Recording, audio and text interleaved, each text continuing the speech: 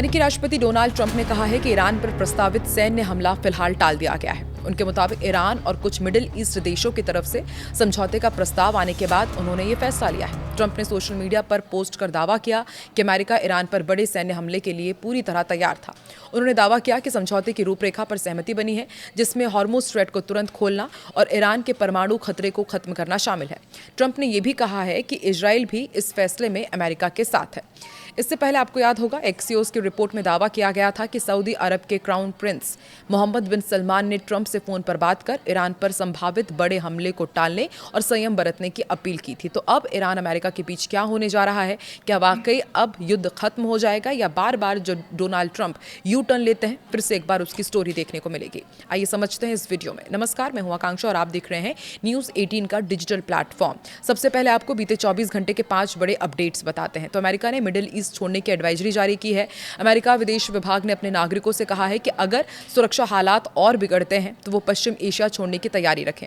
Advisory Trump के Iran पर कड़ी कार्रवाई की चेतावनी के बीच जारी की गई। दूसरा बड़ा अपडेट, ईरान ने कहा है कि हर अमेरिकी हमले का उसी तरह जवाब देंगे। ईरानी विदेश मंत्री अब्बास अरागची ने एक बार फिर कहा है कि तेहरान किसी भी अमेरिकी सैन्य हमले का जवाब देने के लिए पूरी तरह तैयार है। उन्होंने पाकिस्तान और तुर्की के नेताओं से बातचीत में भी यही मैसेज रिपीट किया है। तीसरा बड़ा अपडेट, अमेरिका के पास इजराइल की रक्षा के लिए संसाधन कम पड़ रहे हैं। वॉशिंगटन पोस्ट की एक रिपोर्ट के मुताबिक अमेरिकी सेना के वरिष्ठ जनरल ने पेंटागन को चेतावनी दी है कि ईरान के लगातार हमलों से इजराइल की रक्षा के लिए मौजूदा नौसैनिक संसाधन पर्याप्त नहीं है।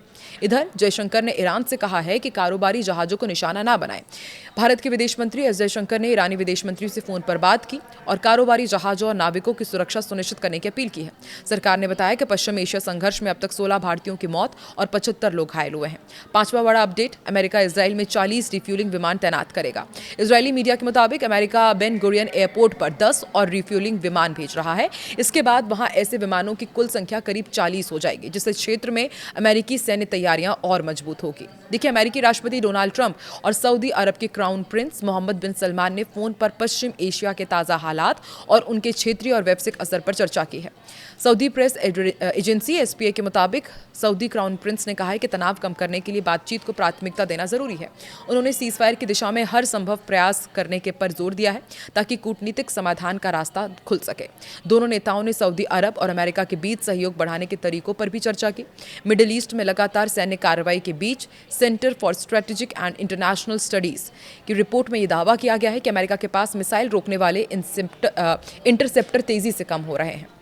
अब आपको समझाते हैं कि आखिर इंटरसेप्टर होते क्या हैं और इनका स्टॉक घटना अमेरिका के लिए चिंता की बात क्या है। दरअसल इंटरसेप्टर ऐसी मिसाइलें होती हैं जो दुश्मन की मिसाइल या फिर ड्रोन को हवा में ही मार गिराती है। अमेरिका इसके लिए मुख्य तौर पर पेट्रियट और थार्ड सिस्टम का इस्तेमाल करता है। स्टॉक कितना घटा है ये भी आपको बताते हैं। CSIS की रिपोर्ट के मुताबिक युद्ध शुरू होने से पहले अमेरिका के पास करीब 2300 पेट्रॉइट इंटरसेप्टर थे, जो अब 827 से भी कम रह गए हैं। वहीं थार्ड इंटरसेप्टर का स्टॉक 452 से घटकर 278 तक पहुंच गया है। चिंता क्यों मानी जा रही है? रिपोर्ट के मुताबिक अगर मिडिल ईस्ट के अलावा किसी दूसरे इलाके जैसे कि इंडो पैसिफिक में बड़ा संघर्ष शुरू हो जाता है तो अमेरिका के लिए अपने सैनिकों और सैन्य ठिकानों की सुरक्षा चुनौती बन सकती है।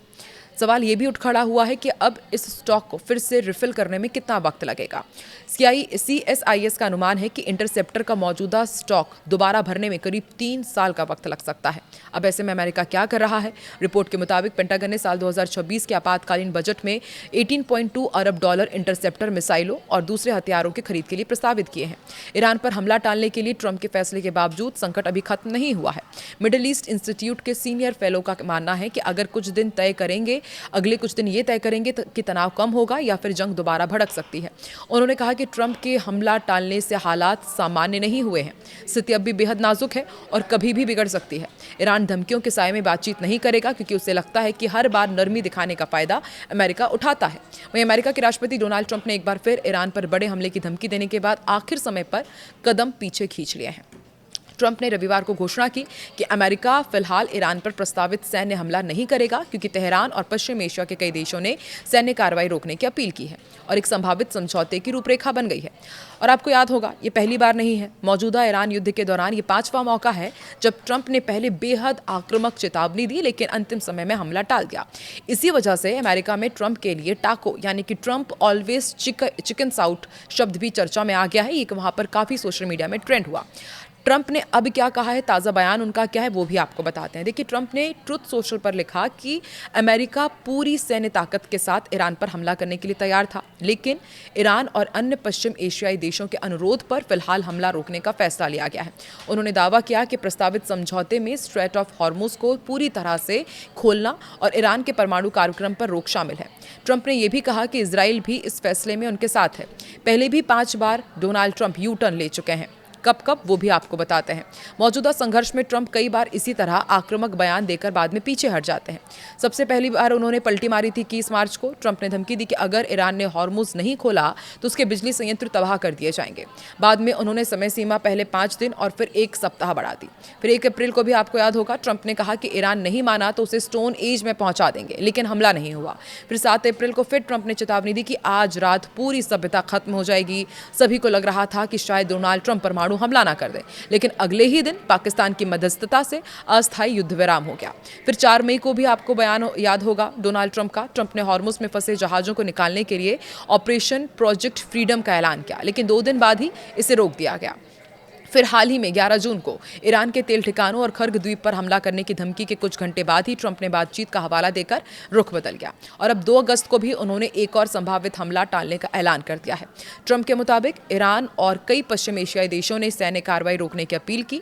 इससे पहले सऊदी अरब समेत कई क्षेत्रीय देशों ने भी अमेरिका के साथ तनाव कम करने की मांग की थी। ट्रंप ने कहा कि अगर जल्द समझौता हो जाता है तो दुनिया और ईरान दोनों के लिए यही बेहतर होगा।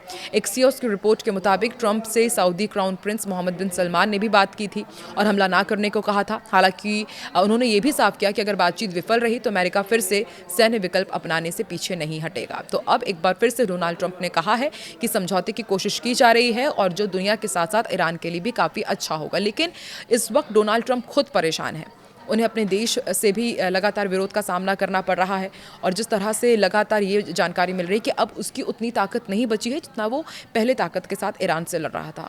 तो अब आपको क्या लगता है, क्या एक बार फिर से डोनाल्ड ट्रंप अपने इस बयान से पलटी मारेंगे, क्या फिर से यू टर्न लेंगे और एक बार फिर से ईरान और अमेरिका के बीच युद्ध देखने को मिलेगा जिसका खामियाजा हर बार की तरह पूरी दुनिया को उठाना पड़ेगा? और भारत को भी कमेंट सेक्शन पर अपनी राय ज़रूर दें।